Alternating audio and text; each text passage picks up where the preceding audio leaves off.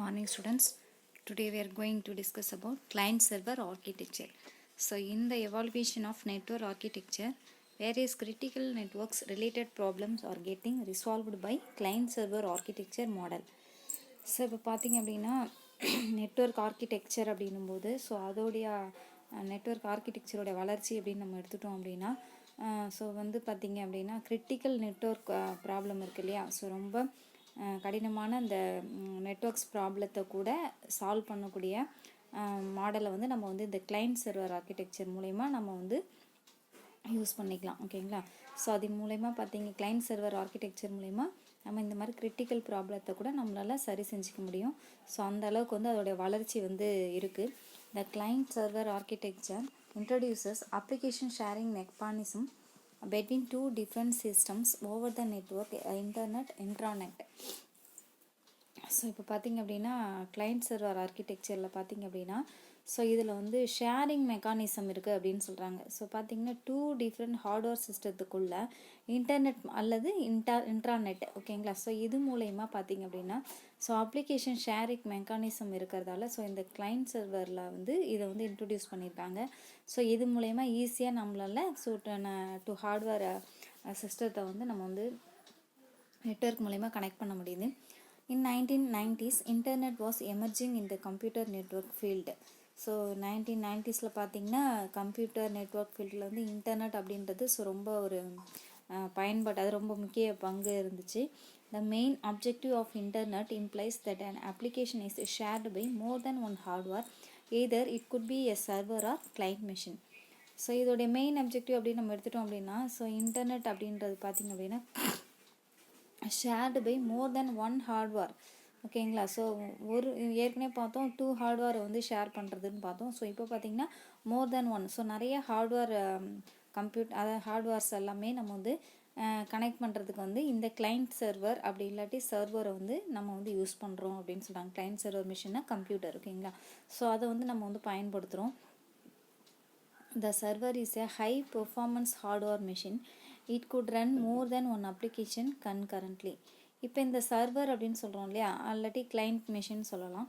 So இந்த server பார்த்திங்க அப்படின்னா ஸோ இதில் வந்து ஹை பெர்ஃபார்மன்ஸ் ஹார்ட்வேர் மெஷின் அப்படின்னு சொல்லியிருக்காங்க.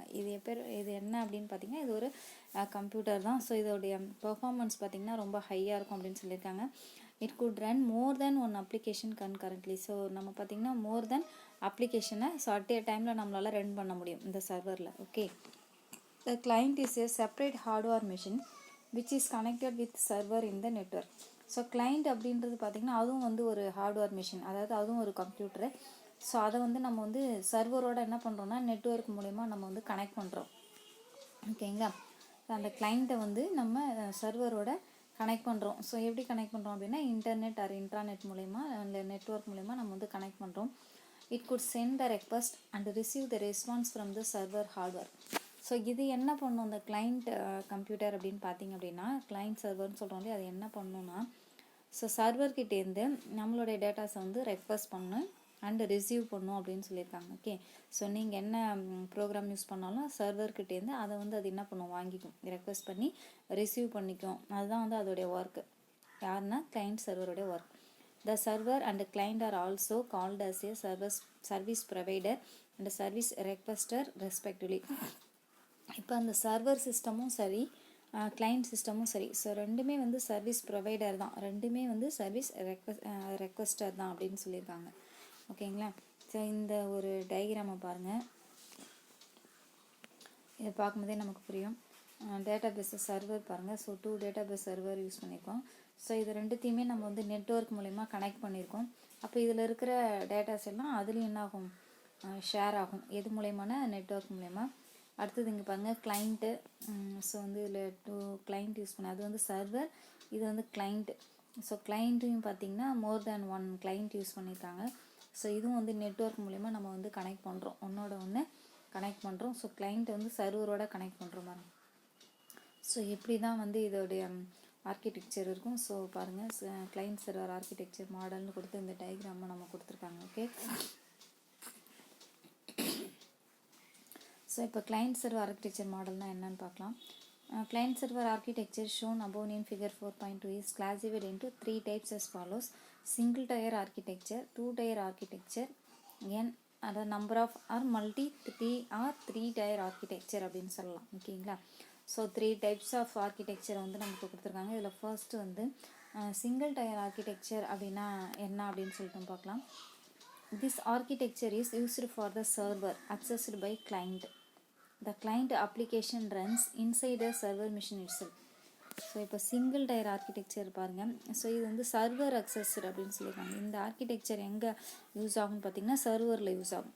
ஓகேங்களா? சும்மா சர்வர்லேயே வந்து இது யூஸ் ஆகும். இதில் கிளைண்ட் அப்ளிகேஷன் எங்கே ரன் ஆகும் அப்படின்னு பார்த்தீங்கன்னா சர்வர் மிஷினுக்குள்ளே வந்து இது ரன் ஆகும். ஓகேங்களா? So this act as an single layer interaction. So இதை வந்து சிங்கிள் லேயர் இன்ட்ராக்ஷனாக வந்து ஒர்க் ஆகும் அப்படின்னு சொல்கிறாங்க. ஓகே, ஏன் அப்படின்னா இது சர்வர் மிஷின்லேயே வந்து கிளைண்ட் அப்ளிகேஷன் ரன் ஆகிறதால இதை வந்து சிங்கிள் லேயர் அப்படின்னு சொல்கிறோம். சிங்கிள் லேயர் இன்ட்ராக்ஷனாக இருக்கும். இதில் வந்து ஒன் டயர் ஆர்கிடெக்சருக்கான கம்ப்யூட்டர் கொடுத்துருக்காங்க பாருங்கள். ஸோ ஃபைல் சர்வர் எங்கே இருக்குது, கிளைண்ட் கம்ப்யூட்டர்ஸ் பாருங்கள். ஸோ அவ்வளோதான். ஸோ இந்த மாதிரி இருக்கும். இதுதான் வந்து சிங்கிள் டயர் ஆர்கிடெக்சர் அப்படின்னு சொல்கிறது. ஓகே, நெக்ஸ்ட் பார்த்தீங்கன்னா two tier architecture. This architecture is used for the server accessed by client as two layer interactions. So இந்த ஆர்கிடெக்சர் வந்து இதுவும் பார்த்திங்கன்னா சர்வரில் தான் யூஸ் பண்ணுறோம். இதை அக்சஸ் பண்ணுறது யார் அப்படின்னா கிளைண்ட். ஆனால் இது வந்து டூ லேயர் இன்ட்ராக்ஷனாக வந்து நமக்கு யூஸ் ஆகுது. Such as client layer in tier 1 and server layer in tier 2. So இதில் கிளைண்ட் லேயர்ன்றது டயர் 1ன்னு சொல்லியிருக்காங்க அண்டு சர்வர் வந்து டயர் 2 அப்படின்னு சொல்லியிருக்காங்க. ஓகேங்களா? ஸோ பாருங்கள், கிளைண்ட் டயர், டேட்டாபேஸ் டயர்னு கொடுத்துருக்காங்க பாருங்கள். So two tier architecture. So client டயரில் எல்லாமே சிஸ்டம் யூஸ் பண்ணுறோம். ஸோ இது வந்து சர்வர். ஸோ இந்த மெத்தடில் வந்து நம்ம வந்து யூஸ் பண்ணுறோம். ஸோ மோர் தேன் கிளைண்ட் டயர்ஸ் வந்து யூஸ் பண்ணுறோம், மோர் தேன் ஒன். ஓகே, இந்த மாதிரி யூஸ் பண்ணால் இது வந்து டூ டயர் ஆர்கிடெக்சர் அப்படின்னு நம்ம சொல்லுவோம். ஓகே, ஸோ நெக்ஸ்ட் வந்து த்ரீ டயர் ஆர்கிடெக்சர் அப்படின்னா என்னன்னு சொல்லிட்டு நம்ம பார்க்கலாம். இதை வந்து மல்டி டயர் ஆர்கிடெக்சர்னு நம்ம சொல்லுவோம்.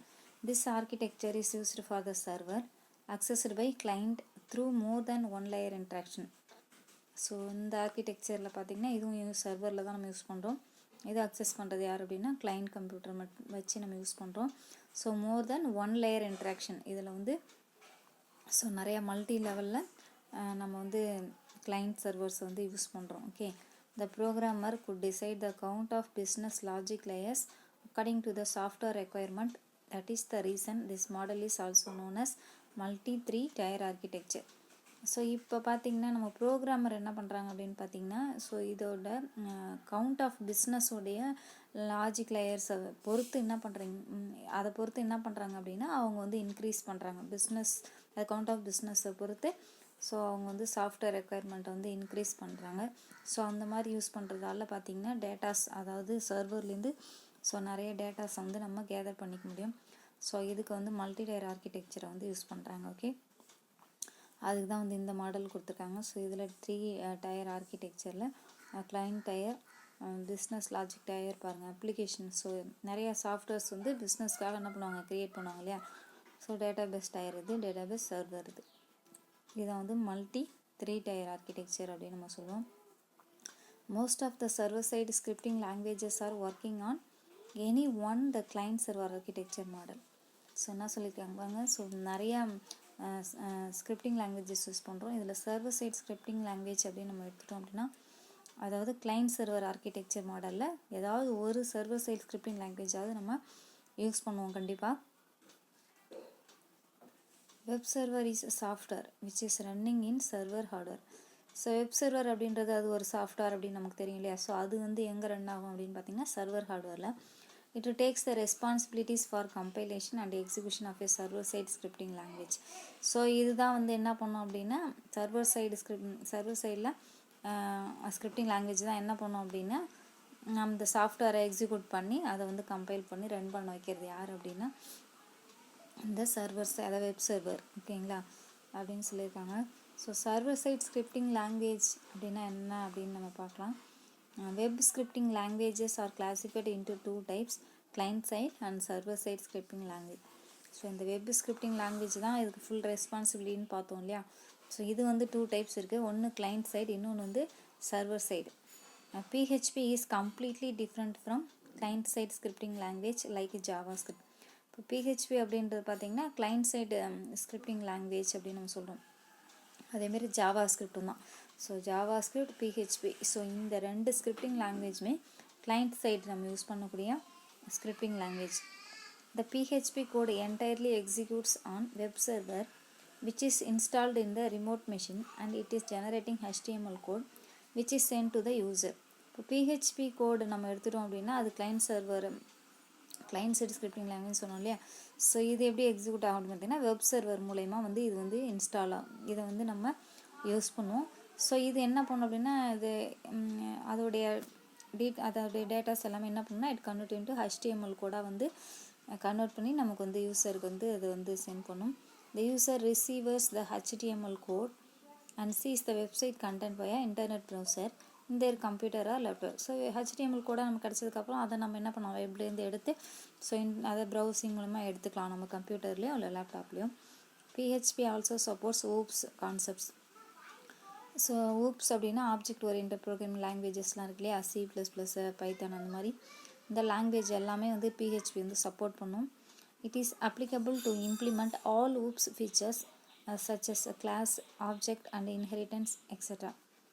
ஸோ இப்போ பார்த்தீங்கன்னா ஓப்ஸில் பார்த்தீங்கன்னா class class object inheritance so இதை எல்லாமே நம்மளால் யூஸ் பண்ண முடியும். இது எல்லாமே சப்போர்ட் பண்ணும் PHP, ஓகேங்களா. ஸோ இதெல்லாமே இம்ப்ளிமெண்ட் பண்ண முடியும். ஸோ அதனால் okay the action is, so அதோடைய ஆக்ஷன் நமக்கு இங்கே டயக்ராமாக அங்கே கொடுத்துருக்காங்க பாருங்கள். So web browser PHP executive PHP code பாருங்கள். ஸோ இது என்ன பண்ணுவோம்னா HTTP ரெஸ்பான்ஸ் எடுத்துகிட்டு ஸோ அதை என்ன பண்ணும் ஸோ ரெக்வஸ்ட் பண்ணும். ஸோ ரெக்வஸ்ட் பண்ணிவிட்டு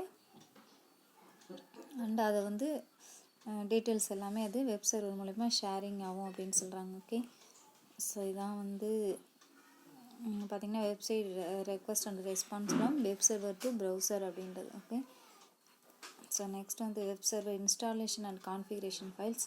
ஸோ இது நெக்ஸ்ட் கிளாஸில் பார்க்கலாம். ஓகே ஸோ இது வரைக்கும் நல்லா லேர்ன் பண்ணிக்கோங்க. Okay thank you.